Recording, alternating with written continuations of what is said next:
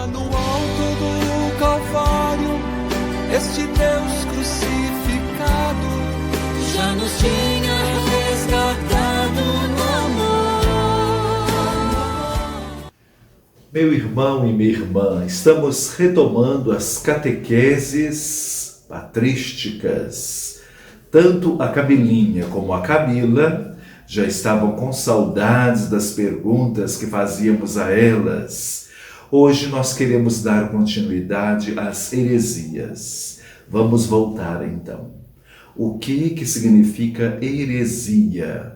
É uma palavra de origem grega que, na verdade, no fundo, significa um ensinamento diverso, um ensinamento antagônico daquele que a Igreja sempre ensinou. Poderíamos até pensar que as heresias, elas são muito comparadas a uma ideologia, é um modo de pensar diverso daquele que a Igreja sempre ensinou. E quando falamos em Jesus Cristo, você se lembra do encontro passado?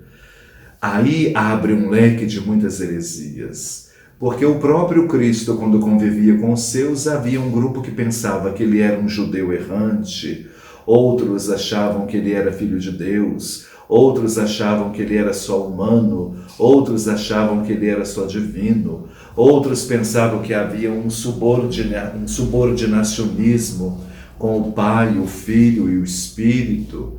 Outros achavam que quem sofreu foi o Pai, não foi o Filho, porque o mesmo Cristo vai dizer assim: quem me vê, vê o Pai. Eu e o Pai somos um.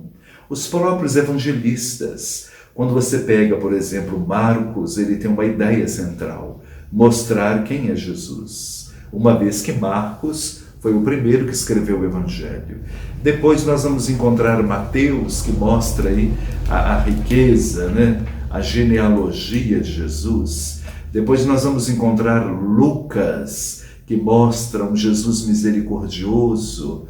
Depois nós vamos encontrar João. João me interessa muito, porque ele vai escrever nas primeiras páginas do seu Evangelho. Ele vai dizer que o Verbo se fez carne e veio habitar entre nós. Neste momento, João está escrevendo contra os primeiros heréticos, que diziam que a carne não é boa, que Deus não pode se encarnar. Então, quando João escreve que Deus se fez carne e habitou entre nós, ele está indo diretamente contra os docetas, que não acreditavam que o nosso Deus podia se encarnar. E ao longo da tradição patrística, que começa no 1º século e vai até o 8º século, nós vamos encontrar 16 heresias. Vou situá-las todas e depois vou continuar onde eu parei. Nós temos o docetismo, o gnosticismo, o marcionismo, o monarquianismo, o patripassionismo, o sabelianismo, o montanismo, o donatismo. Hoje nós vamos começar com uma equipe nova de heresias: o subordinacionismo, o arianismo, o apolinarismo, o pelagianismo, o nestorianismo, o monofisismo, o priscilianismo e o monotelismo. Então, meu irmão e minha irmã, não pense que fazer teologia seja algo muito simplório. Olha quantos ensinamentos errados teceram ao redor de Jesus. Então hoje nós queremos falar sobre, de maneira especial, o subordinacionismo. O subordinacionismo, como o próprio nome diz, é uma heresia que foi divulgada por 3 grandes pensadores que fazem parte ali do início da nossa fé: Orígenes, o Novaciano e o Tertuliano. Guarde bem esses nomes. O Orígenes dizia que o filho era subordinado ao pai. Porque se você pegar a Sagrada Escritura, o filho é enviado pelo pai. Então o Orígenes começa a pensar: aquele que envia é maior do que aquele que é enviado. Então, se o Filho é enviado pelo Pai que envia, então o Filho é menor, é subordinado. Isso é de Orígenes, o grande Orígenes pensava assim. Depois, o Novaciano vai falar da inferioridade do Filho, o filho que obedece, o filho que escuta. Então, este filho que obedece, que escuta, segundo o Novaciano, ele é inferior, é o pai que dá ordem, e o filho, Jesus, obedece. Segundo Tertuliano, eu gosto muito de Tertuliano, ouviu, Camilinha? Vou até te fazer uma pergunta, e gostaria que você respondesse aí com a sua compreensão. O Tertuliano vai dizer, para falar sobre o subordinacionismo, ele vai dar o exemplo do Sol. Imagine o Sol. Ele vai dizer assim, o Sol é o Pai, os raios do Sol, imagine aquele desenho, os raios é o Filho, e o calor que é emitido pelos raios é o Espírito. Camilinha, você consegue diferenciar o Sol dos raios e do calor? Não. É meio difícil, né? Mas o Tertuliano, ele conseguiu desenvolver essa teoria, dizendo que o Sol é maior. Os raios, porque vem dele, são menores. E o calor que é emitido pelo raio é menor ainda. Então ele vai dizer assim, o Pai é o Sol, o Filho são os raios e o Espírito é o calor emitido. Então ele vai subordinar o Filho ao Pai, né? E vai subordinar o Espírito ao Filho. E isso aí é uma heresia, porque nós sabemos que todos os três, segundo os concílios, têm a mesma substância, ele tem a mesma natureza, a mesma divindade, ou seja, eles não são maiores e nem menores, eles são iguais. E a Igreja teve que responder a esses três, Orígenes, Novaciano e Tertuliano, dizendo que não existe subordinacionismo na Trindade. O Pai não é maior que o Filho e nem o Filho é maior que o Espírito. Lembra, aí você que está nos acompanhando nas catequeses patrísticas, o dia da Trindade Santa, que fizemos um triângulo no altar da igreja e falamos o que é próprio do Pai, o que é próprio do Filho. Lembra-se, Camilinha? E próprio do Espírito? Ok. A princípio, o que é próprio do Espírito? É a santificação. O Espírito Santo, segundo Santo Ambrósio, nos dá 7 dons e 12 frutos. Isso é uma maravilha. Mas vamos deixar o Espírito Santo e vamos ficar com Jesus. Muito bem, meu irmão e minha irmã. Como que é importante estudar as origens da nossa fé. Como eu estou falando aqui com a Camila e com a Camilinha. Elas me disseram que nem sonhavam, que nem imaginavam que assim nasceu a nossa fé. Então nós já falamos sobre o subordinacionismo. Agora outra heresia famosa é o arianismo, do Ário. Ele vai dizer o seguinte: é impossível Deus gerar um filho. Essa heresia é trinitária, nega a igualdade do Filho com o Pai. Para o Ário ou o arianismo, não existe uma trindade santa. Deus Pai não pode gerar o Filho. Então, o princípio do arianismo é negar a existência da Santíssima Trindade. E isso deu um trabalho muito grande para os teólogos da época, para os padres da igreja. Mais tarde, Santo Agostinho vai dedicar 16 anos para estudar a Trindade Santa. E depois que ele descobre, enfim, os mistérios, vamos dizer assim, ele vai chegar à seguinte conclusão: sobre a Trindade, escrevi este livro, a Trindade, para os sábios, aí é para a Camila, para a Camilinha, para que uma vez lendo e não compreendendo, quem é que pode compreender o mistério da Trindade? Cheguem ao conhecimento de Deus pela fé. nos faz lembrar do Papa João Paulo II, Santo Padre, que dizia assim: a nossa fé não começa onde termina a razão. Pare para pensar nisso. O mistério é a condição para se conhecer alguma coisa.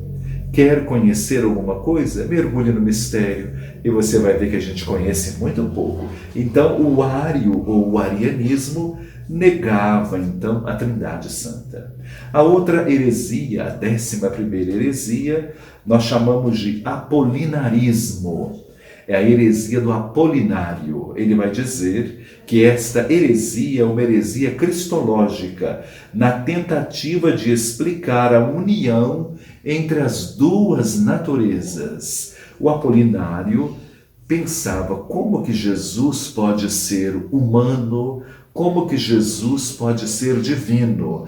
Então o Apolinário vai tentar explicar como que essas naturezas combinam, ou como não existe uma combinação nessas naturezas. É um dos primeiros a pensar aí que Jesus tem duas naturezas, a natureza humana e a natureza divina. Mas na tentativa de explicar esta união do humano com o divino, ele cai numa heresia. E a próxima heresia, a 12ª, é o pelagianismo. Você já ouviu falar, Camila, do pelagianismo? O Papa Francisco vai dizer que essa é uma das heresias atuais. Eu acho que a gente poderia até gastar mais tempo com o pelagianismo. O pelagianismo foi uma heresia criada por um monge de vida austera chamado Pelágio. E o Pelágio, essa história do Pelágio e a sua heresia passou-se mais para a história da Igreja como uma questão antropológica. O Pelágio, na verdade, ele não acreditava na transmissão do pecado original. Ele vai dizer que se os nossos pais pecaram no início, Adão e Eva, este pecado não passou para nós. Mas, ao mesmo tempo, o Pelágio não vai acreditar nessa doutrina que nós chamamos agostiniana, a doutrina da graça. Ele vai dizer que nós não precisamos. Nós já nascemos bons ou já nascemos ruins. E Santo Agostinho vai ao encontro de Pelágio e diz assim para ele: até para escolher o bem, eu preciso da graça. Eu costumo muito dar aquele exemplo da poeira na cadeira, porque esse é um exemplo de Santo Agostinho. Ele vai dizer, porque Pelágio também, e Agostinho, vai ter que trabalhar aí o livre-arbítrio, a questão da liberdade, a questão da escolha, a questão da consciência, a origem do mal. E ele vai dizer o seguinte, passando a mão assim numa mesa ou numa cadeira, faz isso lá na sua casa, viu, Camila e Camilinha? Se você encontrar poeira, alguém vai dizer assim, essas duas meninas não fazem a limpeza direito. Mas o Santo Agostinho pensava diferente. Olha como é que Santo Agostinho vai defendê-las. Ele vai dizer assim, a poeira em si não é uma sujeira. A poeira é a terra no lugar indevido, ou seja, aqui não é lugar de terra.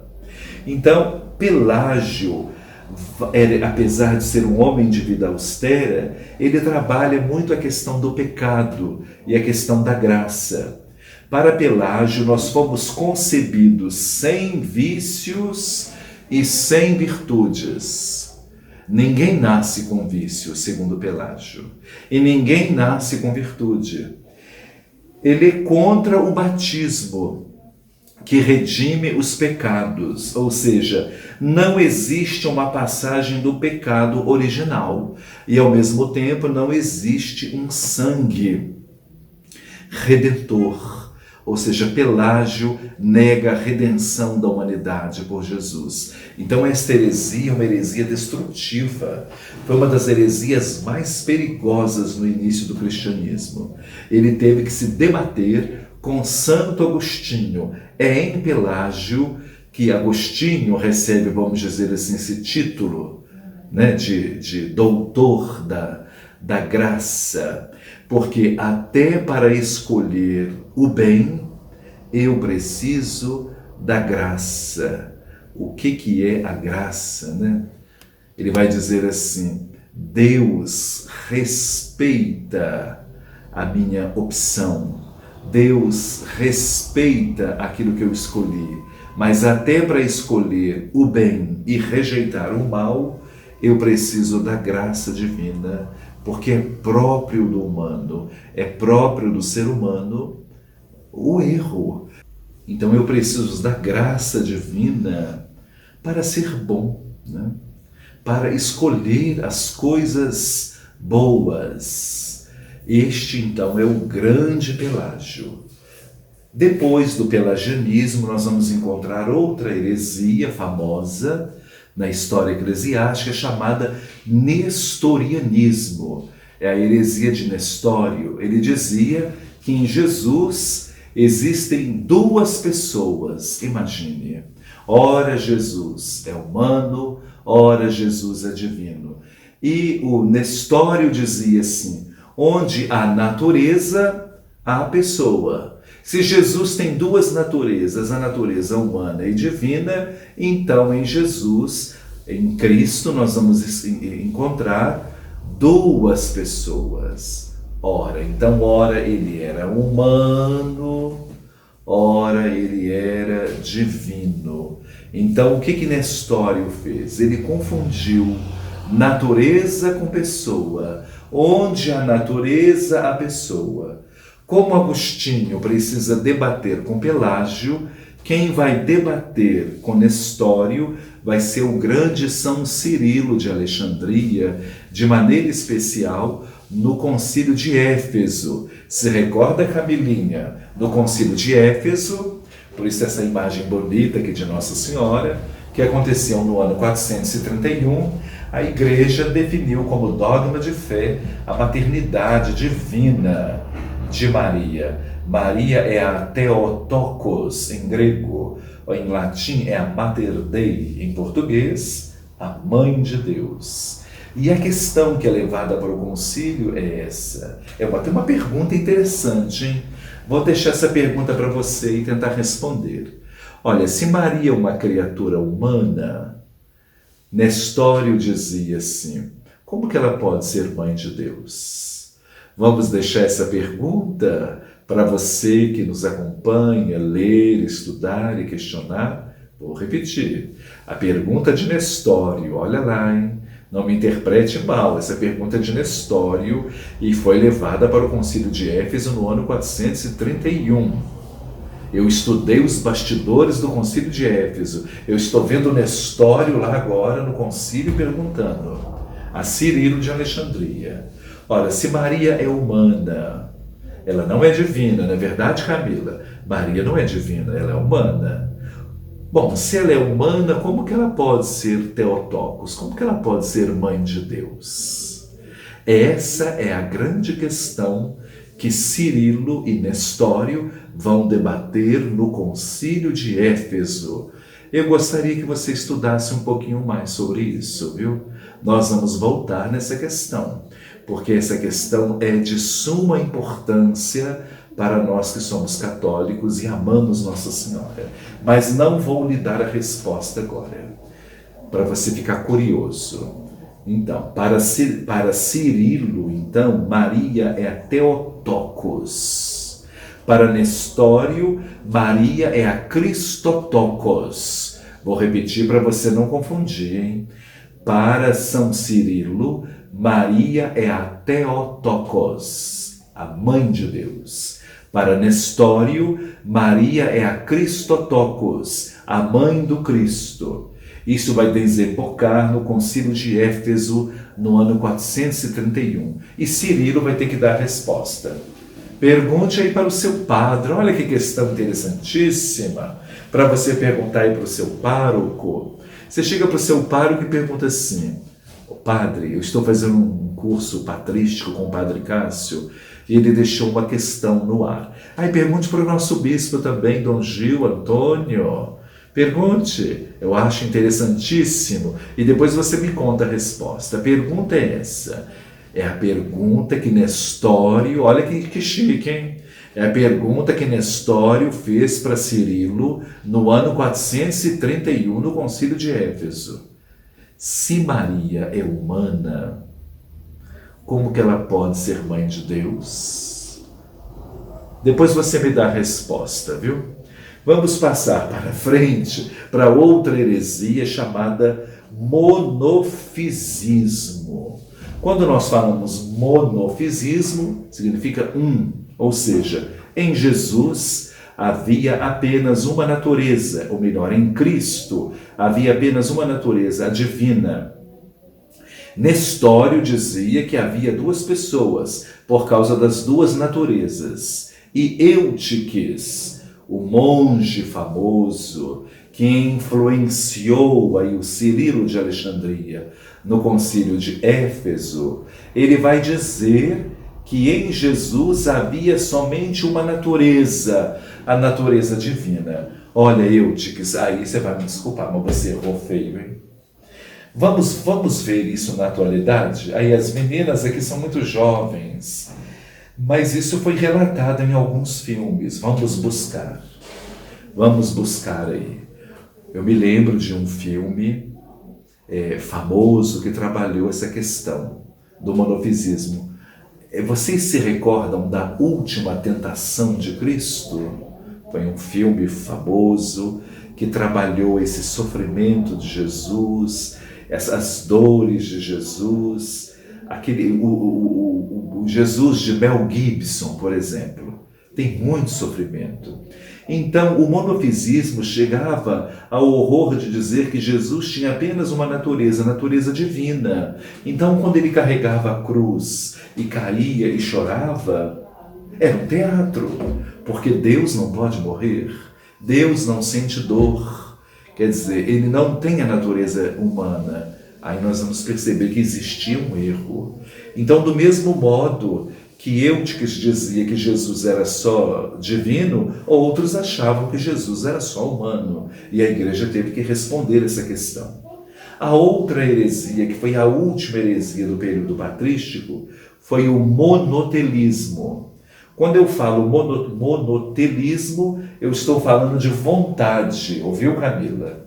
Essa heresia foi uma traição a todos os concílios que a precederam. Por quê? Chegou-se à seguinte conclusão, que em Jesus só tem uma vontade. Jesus só tem a vontade divina, por exemplo, a vontade de rezar, a vontade de salvar, a vontade de estar na glória eterna com o Pai. Mas espera aí, mas Jesus é humano, ele tem vontade humana. Me dá um exemplo de uma vontade humana, Camila. Por exemplo, comer.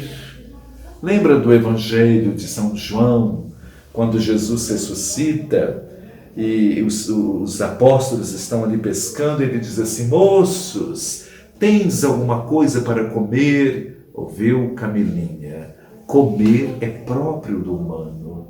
Então, quando Jesus ressuscita, ele ressuscita o humano e ressuscita também o divino.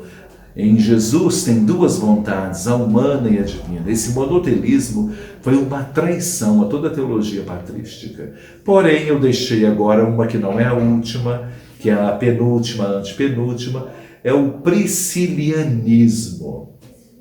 Era um monge, o primeiro herege que foi condenado à morte. Imagine, o que o prisciliano dizia? Olha, o prisciliano, na verdade, ele não dizia, ele não possuía uma síntese, ele mesclava com o marcionita, que era doceta, ele mesclava o seu pensamento com o sabélio. Lembra do sabelianismo? Pai, Filho e Espírito Santo é a mesma pessoa. Imagine, o Pai, o Filho e o Espírito Santo é a mesma pessoa. Ele misturava o seu pensamento com os gnósticos e com os maniqueus, que trabalhavam a origem do mal e a origem do conhecimento. Ele também misturava o seu pensamento com o horóscopo, olha só, com a magia e com uma leitura apócrifa. O priscilianismo, ou o prisciliano, vai dizer que a humanidade de Jesus não era real. Na verdade, era uma heresia contra o humano de Jesus. Olha, até hoje nós temos muitas dificuldades em ver o humano de Jesus, né? Como que Jesus é humano, né? No trato com aquela pecadora, no trato com aquela mulher que ia ser apedrejada, no trato com as crianças. Hoje tem muitas pessoas, muitos mestres e doutores na teologia trabalhando a humanidade de Jesus. E essa heresia, por isso eu quis deixar por último, do priscilianismo, ela volta, ela reaparece nos cátaros em 1184 e é condenada pela Santa Inquisição, uma heresia contra o humano de Jesus. Na verdade, é um docetismo, né? Nega a humanidade de Jesus. E me fez pensar aqui, Camila e Camilinha, talvez vocês não lembram disso, a humanidade de Jesus quando as crianças querem chegar a ele. Lembra daquele texto do Evangelho que Jesus, as crianças queriam chegar e os discípulos as impediram? Lembra desse texto? E eu comecei a fazer uma pergunta.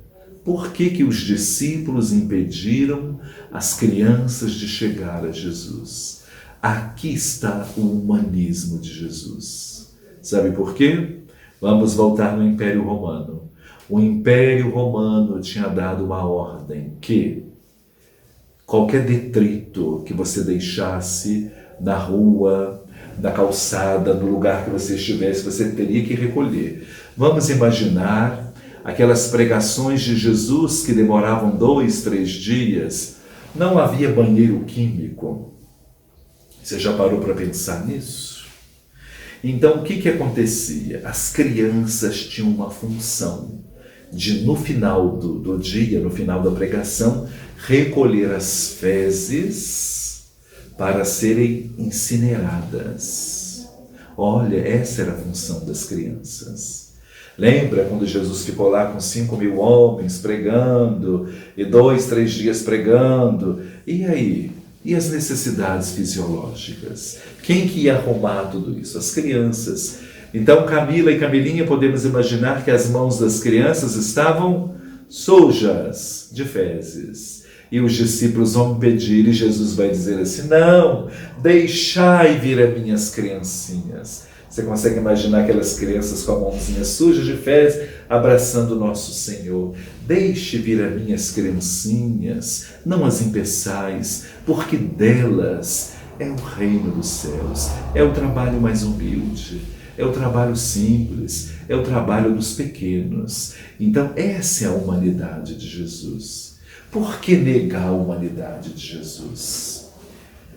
Por que tem gente que tem esse saudosismo de ficar só com um Jesus divino e tem dificuldade de ver Jesus no humano? Olha aí a Santa Madre Teresa de Calcutá. Dizem que ela estava andando pelas ruas de Calcutá quando viu alguém morrendo de sede e ela foi cuidar. Depois, na capela, ela ouviu a voz de Jesus que dizia assim: tenho sede. Imagina um crucifixo, uma imagem falando, tenho sede. Quem é que está com sede hoje? É a humanidade. Então a madre intuiu que aquela pessoa carente, pobre, doente, era a imagem de Jesus que precisava ser dessedentada. Olha aí a humanidade de Jesus. Não se esqueça, nós somos templos da Santíssima Trindade, criados à imagem e semelhança de Deus. Meu irmão, minha irmã, meu amigo, como foi bom ler com você, repassar as heresias. E em breve, depois, nós vamos falar sobre os dogmas marianos. Nós queremos falar sobre a virgindade de Maria. E fica aqui uma pergunta para você, e perguntar para o seu pároco, também para o seu bispo. Como que Maria pode ser virgem antes, durante e depois do parto? Pergunta lá para o seu pároco, o que é a Imaculada Conceição, quer dizer, nasceu sem pecado, e a Assunção de Nossa Senhora, e também o dogma da maternidade. Lembra que eu pedi para você responder aquela pergunta? Como que uma mulher humana pode ser mãe de Deus? E assim nós encerramos as heresias que fizeram com esse personagem maravilhoso, com o nosso Deus, chamado Jesus Cristo. Então, quando a gente estuda, quando a gente lê, a gente aprende um pouquinho mais, né? Quero só terminar aqui com uma historinha que aconteceu comigo.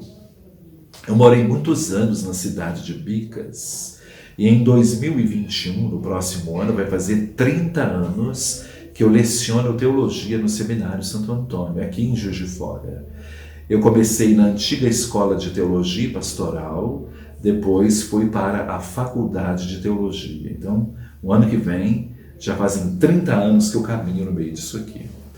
E vindo 2 vezes por semana para dar aula na faculdade, tinha lá um caronista, né? Sempre. E toda semana eu dava carona para ele. E aí, depois de quase um ano, ele quis me converter. Ele disse assim, olha, padre, o senhor não me leva a mal não, mas eu queria fazer um convite para o senhor. O senhor poderia frequentar lá a minha igreja? Eu, com muito respeito com ele, disse assim, olha, meu filho, de qual religião que você é? Aí ele disse o nome, e aí eu disse assim, olha, as questões que você está levantando aí na sua igreja já foram resolvidas em vários concílios. Então você precisa ler um pouquinho mais, precisa estudar um pouquinho mais, porque essas questões que você tem dúvida já foram resolvidas. O grande professor aqui do nosso seminário, ele já é falecido, padre Osvaldo, né? Henrique Osvaldo, padre Henrique Osvaldo. Ele era professor na Universidade Federal de Juiz de Fora. Ele dizia assim, olha, o que tira as nossas dúvidas é caminhar para a biblioteca. E eu falava para aquele rapaz da carona, quanto tempo tem que você não frequenta uma boa biblioteca? A gente precisa ler, a gente precisa estudar. Que o Senhor nos abençoe você, e a próxima vez que nos encontrarmos, nós vamos falar sobre os dogmas marianos e vamos estudar a Mariologia, e a patrística tem muita coisa sobre Nossa Senhora. Em nome do Pai, e do Filho, e do Espírito Santo. Amém. Muito bem, meu irmão e minha irmã. Não esqueça, hein? Curtir o vídeo, ativar o sininho para receber notificações e se inscrever no canal. Ó sangue e água que jorra do peito aberto de Jesus, como fonte de misericórdia para nós, eu em vós confio, eu confio em vós.